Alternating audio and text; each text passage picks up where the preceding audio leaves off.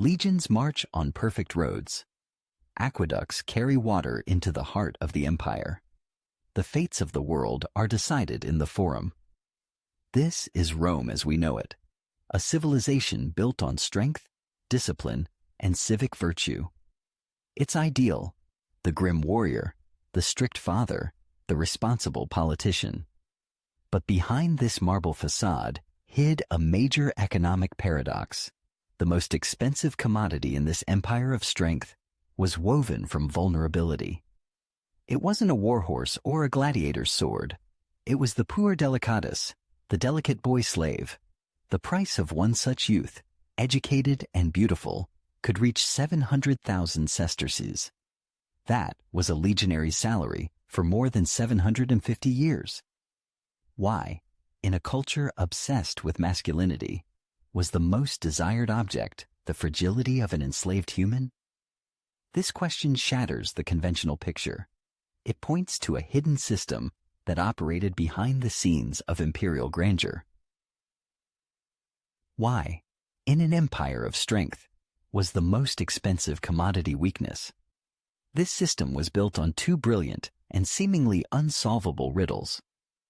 First, how could it be that the most expensive young slaves lived in luxury, receiving the best care and food, while the sons of free Romans were raised with the strictest austerity? What logic placed the well-being of a thing above the upbringing of a future citizen? The second riddle is even more counterintuitive. Why did a slave who received a peculium from his master, the illusion of his own shop or workshop, begin to work even harder? Why did he become even more loyal? Logic suggests that the first sesterce earned should have been a step toward escape. These are not random oddities. They are key elements of a calculated system of psychological control. In 3 minutes, we will uncover the first, most basic mechanism of this system, and by the 7th minute, you will have a complete answer to the first of these riddles. By the end of this video, you will gain an arsenal. This is not just a collection of facts. These are 7 functional mechanisms that the Romans used to turn a human being into the most expensive commodity in history. We will dissect everything: legal loopholes, economic levers, psychological traps, and social manipulations. This is an interconnected operating system of total control. Once you have these keys, you will change your view not only of ancient Rome. You will begin to see traces of similar mechanisms in any hierarchical system built on exploitation. This is a universal code that we will crack open using the Roman example, and we will start with the very foundation of this system, the moment a person legally ceased to be human, with the cold calculation of the Roman market for human goods. How could a boy captured on the frontier be worth more than an aristocrat's villa with its gardens and servants? At first glance, the answer lies in the law. Roman law coldly stripped a person of all rights, turning him into an object, a res. This was a legal formality necessary for trade. But a price of 700,000 sesterces shatters this abstraction. For that money, one could buy a huge estate or hundreds of slaves for the fields. This was not just an object, but a supremely valuable asset. The reality of the situation was stark during the inspection procedure. As Varro described, a buyer would force a naked youth to run and jump, personally inspecting his teeth and skin, as one would with livestock. But the price depended not on strength, but on skills. This turned the purchase from a simple transaction into a risky investment. Why were educated youths from Greece valued more highly than physically strong barbarians? A Roman aristocrat was not just buying a body, but a future reader, secretary, or musician. He was investing in his future comfort. However, this investment was like buying a priceless glass vase. The owner lived in constant fear that the slightest crack, illness, or escape would instantly turn his treasure into worthless shards. This fear of loss compelled the use of brutal control measures. The cynicism of the system is revealed in the satires of Petronius. The character Trimalchio boasts of his slaves as luxury items and is terrified of losing them. He perceived them not as people, but as valuable assets. The system did not wait for talents to develop on their own. It created an assembly line for their production, and it began with children. What drove the Romans to create a separate market for children? On the surface, it was just another source of human goods. Children were kidnapped, abandoned at birth, or sold by destitute parents. But here is what the sources hide. Rome turned this into an entire industry. There were schools and farms dedicated to preparing such children. They were purposefully taught arts and literacy to be sold a few years later at a massive markup. It was a cold business model. The key figure in this market was the dealer, known as a mango. According to contemporary accounts, mangones used cosmetics and dyes to hide scars and illnesses on child slaves, artificially inflating their price. Imagine for a moment that your value is determined solely by your usefulness to others. Do you recognize this feeling from your own life? What happened to a boy after he was bought for a fabulous sum? As expected, he entered the master's house, where his new life as a servant began. This version seems logical. The picture changes when we learn that he was destined not for the life of a servant, but for the fate of a golden toy, which was psychologically even more terrifying. He was not forced to work in the conventional sense. On the contrary, he was surrounded by luxury, but this luxury had a specific purpose. He was to be transformed into a pure delicatus, a living investment in pleasure with a strict expiration date. How this golden cage system worked in the next section. This luxury was not kindness, but a cold economic strategy. Here is the answer to the first riddle. The slave was fed exquisite dishes and anointed with oils because his body was the master's capital. Beauty, health, smooth skin, these were the market characteristics of an asset that had to be protected. Any scratch from playing or illness from a draft would instantly lower his value and provoke the owner's wrath. A special diet and regular baths served not his well-being, but the preservation of his marketable condition. The process resembled the fattening of a prize animal before a fair. Every dish served a single purpose, to increase the asset's value. But this control over the body was merely preparation for complete control over his will. The illusion of intimacy was the most destructive weapon. The youth might dine at the same table as his master, sleep in his chambers, and receive expensive gifts. From the outside, it looked like fatherly care. The real price of this intimacy was a total lack of personal space and systematic sexual abuse, legitimized by social norms. Beauty and youth were not a gift, but a cage leading to the destruction of one's identity.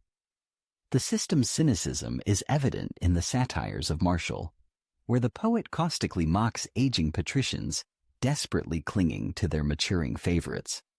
Society saw this not as a tragedy, but as a reason for jokes. This golden age was short, typically lasting from age 12 to 18. This golden cage had an expiration date, and its passing meant a death sentence. What made a master get rid of a favorite in whom so much had been invested? Economics. After the age of 18, with the appearance of the first stubble, the youth's market value plummeted. The fetishization of youth made him an expired product. Reaching adulthood was a death sentence for his current life.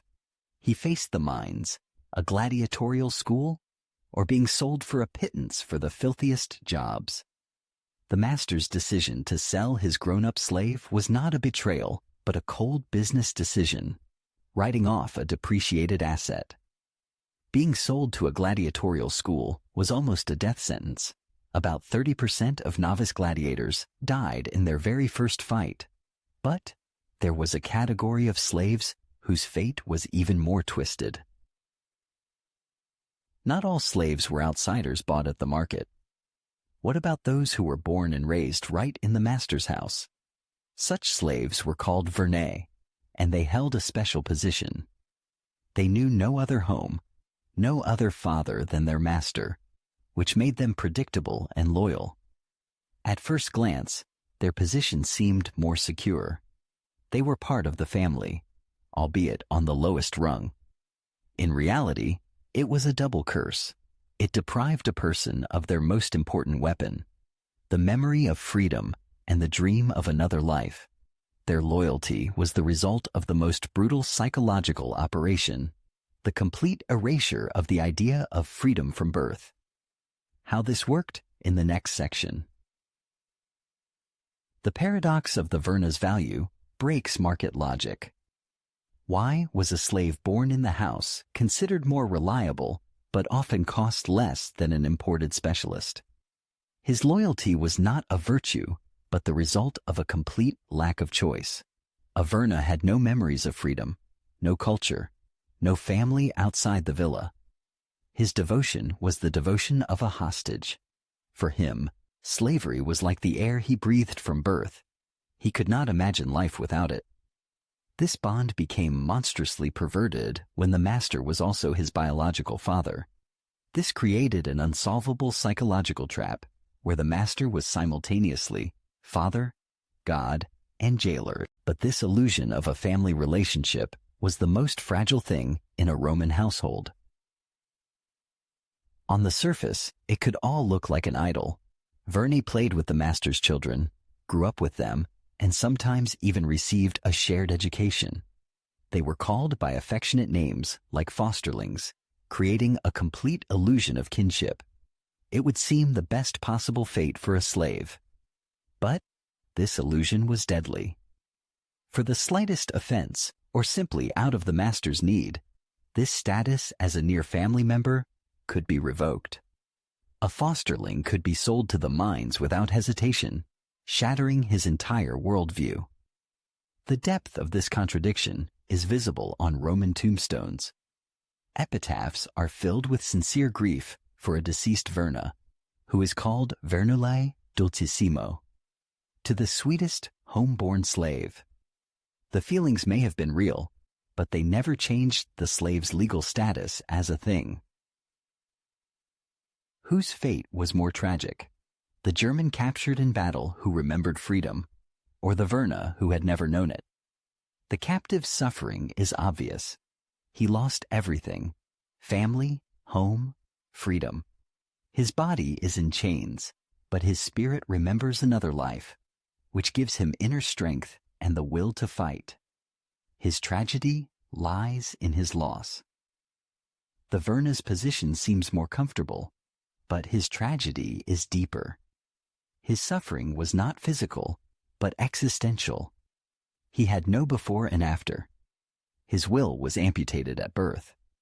Which form of slavery is more terrifying? The one that chains the body, or the one that colonizes the mind? The system struck differently, but with equal effectiveness. And for those who wanted to break free, it had prepared a special trap. How could a slave even get a chance at a better life? Was there any loophole at all? The Roman system was too smart to rely solely on the whip. It understood that a person needs hope, so it cunningly created its illusion, a powerful incentive for obedience and hard work. Instead of completely depriving slaves of everything, it gave them the right to own property. At first glance, this seems like a progressive step. In reality, it was the most brilliant and deadly trap. This right was called the peculium. The Romans understood: to control a man, give him something he is afraid to lose. The peculium turned the dream of freedom into the strongest chains. How this diabolical scheme worked, we will reveal in the next section. How do you make a slave work harder without resorting to the whip? The Romans answered this engineering question by creating the illusion of a chance. This chance was called the peculium. A slave was formally allocated property, money, a shop, a workshop, or even other slaves to manage. But here is what the legal texts reveal. All this property still legally belonged to the master. At any moment, he could take everything, nullifying years of effort. When a slave finally accumulated enough to buy his freedom, he was effectively paying the master with the master's own money. The peculium worked like a river allowed to flow freely, but all its water ultimately flowed into one lake, the master's purse. This system did not just deceive, it broke the will, turning the slave into a hostage to his own success. Let's imagine a slave given a pottery workshop to manage. He works day and night. Every denarius earned brings him closer to his dream, to buy freedom for himself and perhaps his wife. Hope becomes his fuel. But the more he earns, the tighter the noose becomes. The master, seeing his success, raises the rent and demands a larger share of the profits. The slave becomes a cash cow that is too profitable to set free. Escape becomes impossible. According to the law described in the digests of Justinian, a runaway slave lost his entire peculium. His workshop, his savings, his dream, all of it became an anchor that held him in place more securely than any chains. But there were those who reached incredible heights. Could a slave become richer than a free Roman? Yes, and the sources confirm it. This was especially true for slave managers, or velici, who oversaw entire estates and trading operations. Their property could be colossal. This very fact became their curse. Such a slave was a brilliant manager, bringing his master enormous income. To free him meant killing the goose that lays the golden eggs. The tragedy of talent is visible in the letters of Pliny the Younger.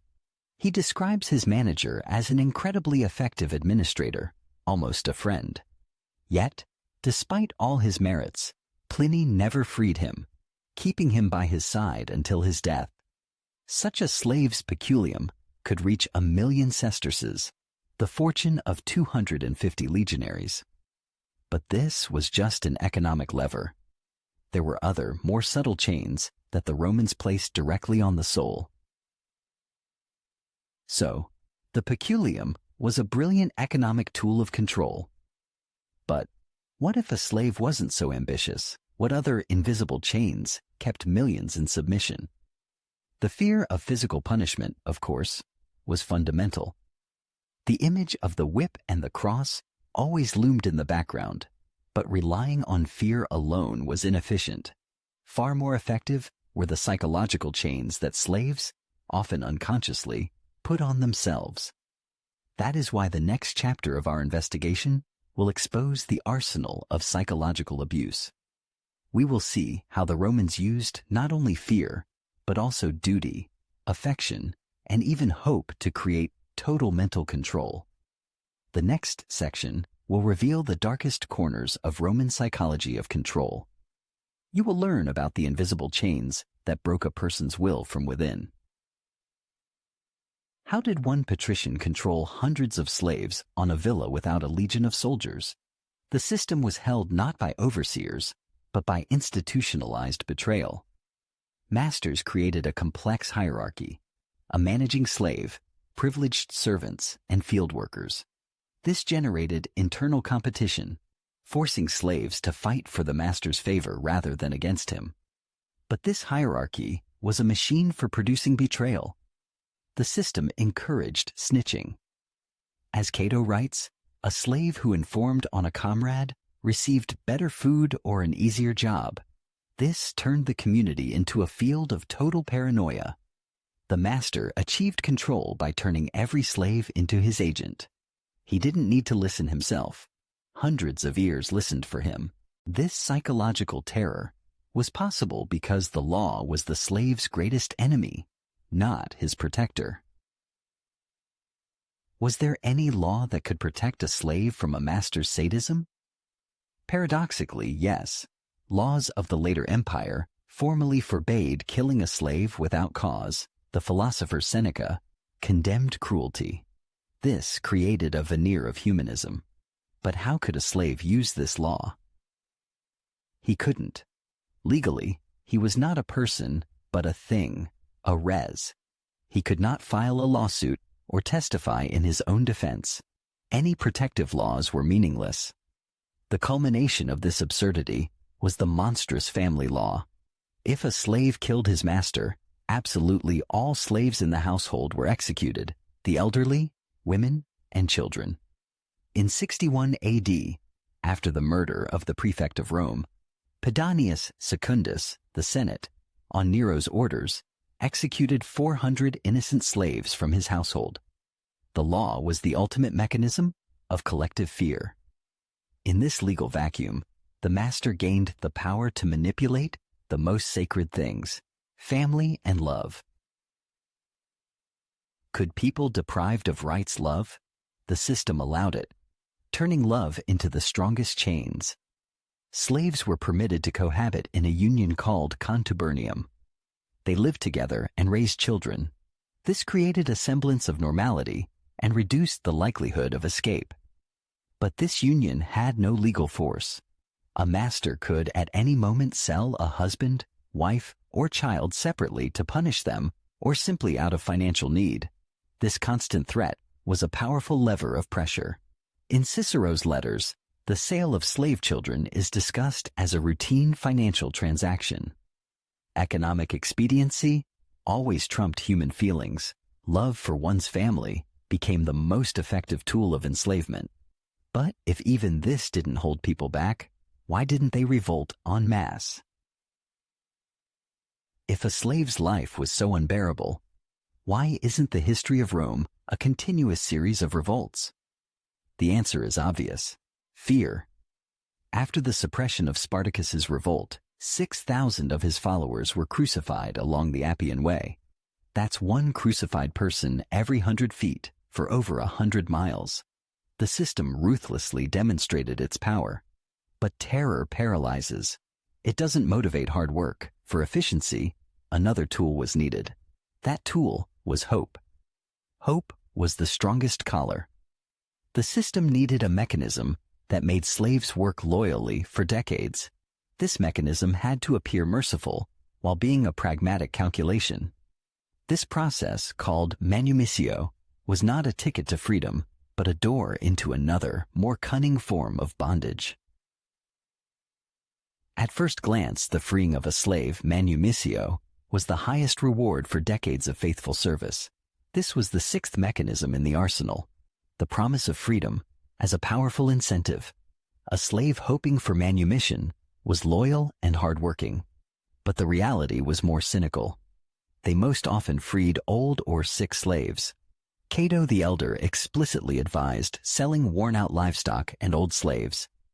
The master was simply getting rid of the need to feed an unproductive asset, shifting the expense to society.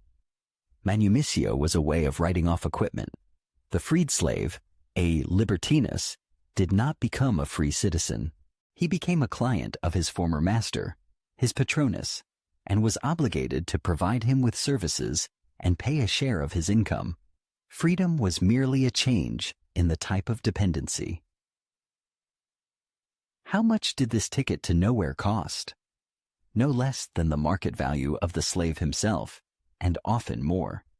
A slave would save his peculium for decades to buy his own freedom. It looked like a fair deal, but the market value was determined by the master himself, who could inflate it at any moment.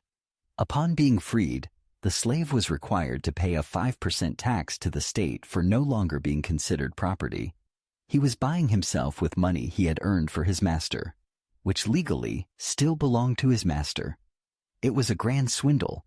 Even after all this, a libertinus received limited civil rights. He could not serve in the legions or hold high office.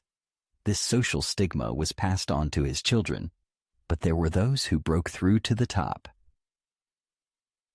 History knows examples of incredibly wealthy freedmen. They built luxurious villas and owned hundreds of their own slaves. It seemed they had broken the system, but reality hit hard every morning.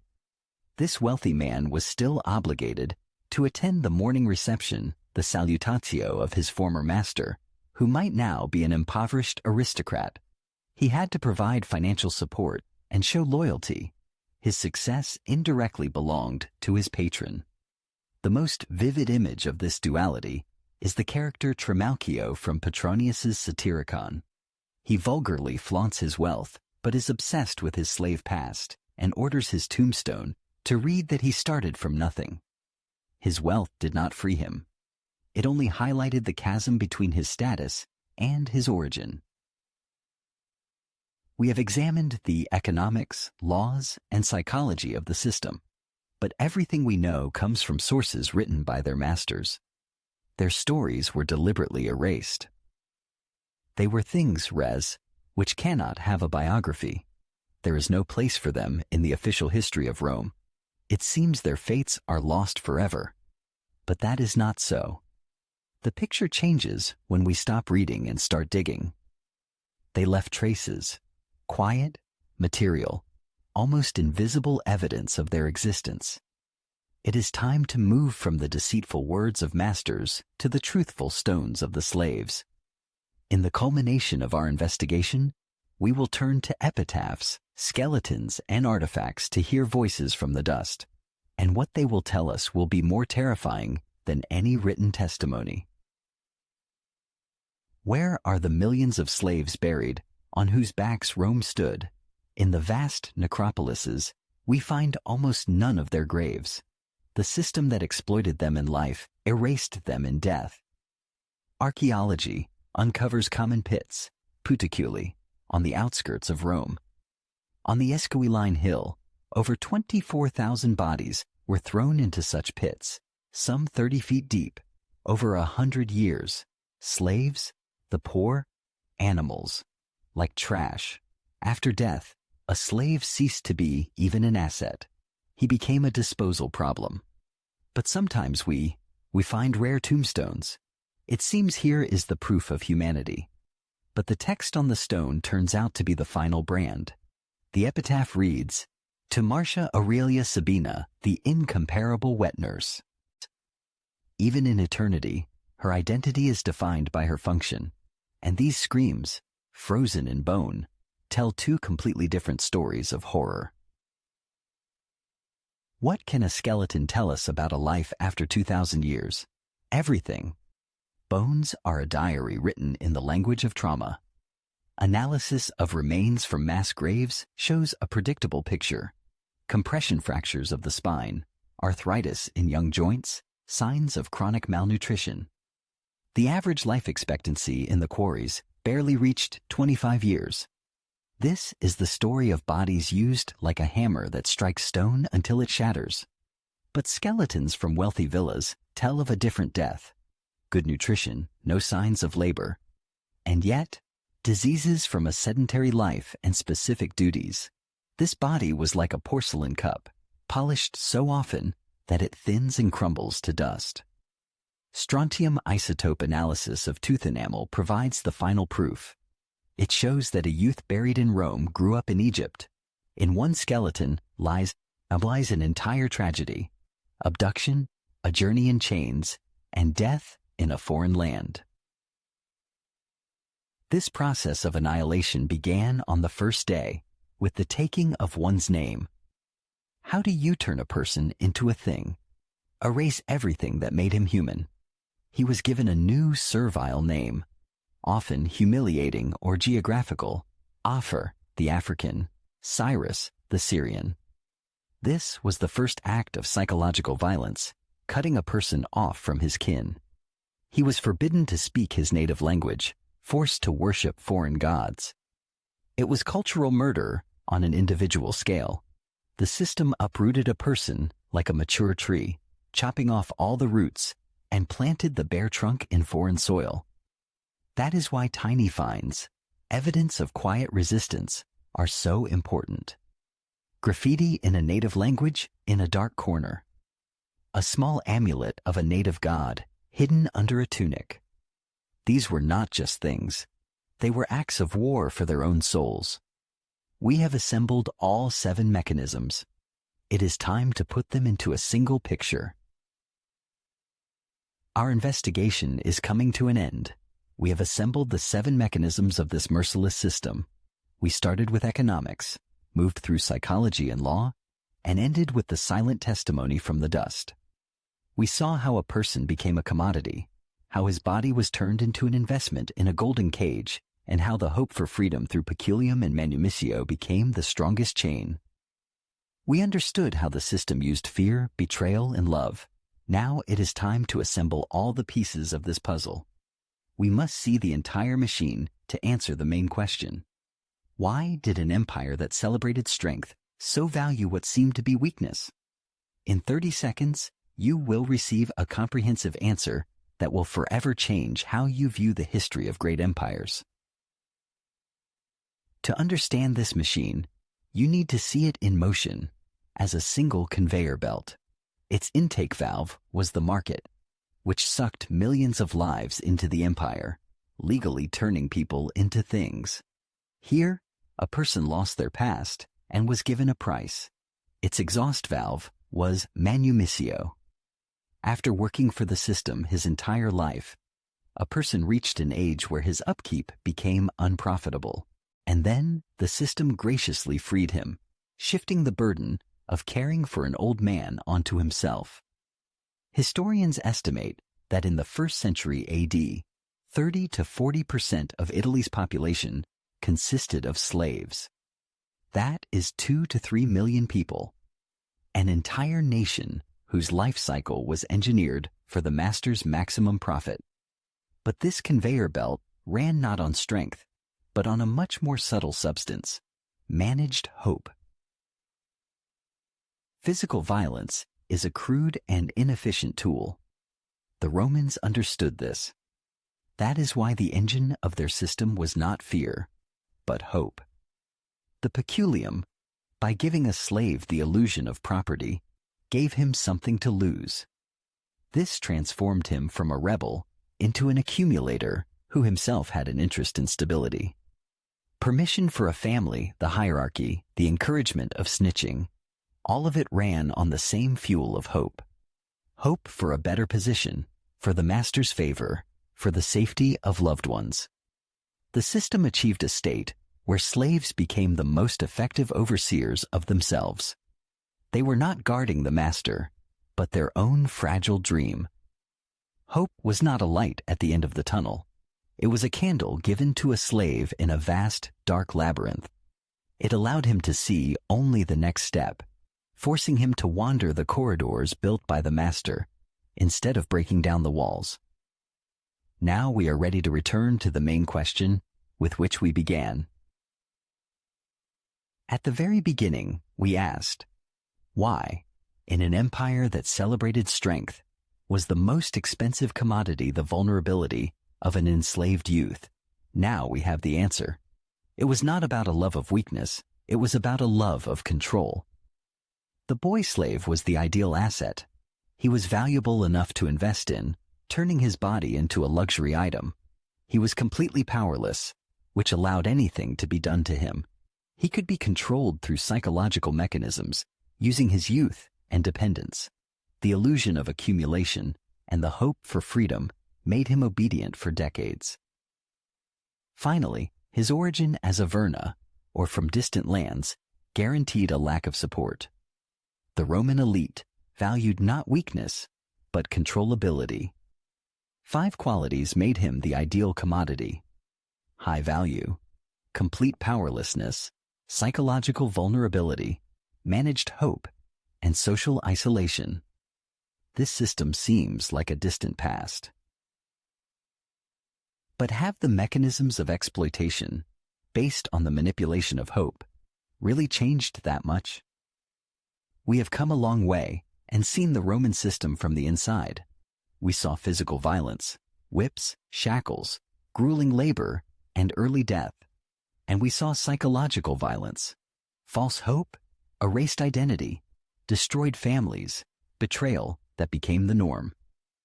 Now, the main question for you: what, in your opinion, was more terrifying in this system? What does more damage to the human soul? Physical cruelty, open violence, pain, hunger, chains, or psychological manipulation, the illusion of freedom, managed hope, turning love into a weapon, and the erasure of identity? Write just one word in the comments below this video: cruelty or manipulation. Your opinion is important to us. This choice will help us all better understand the nature of power and exploitation, which, unfortunately, did not remain in ancient Rome. Thank you for joining us on this investigation.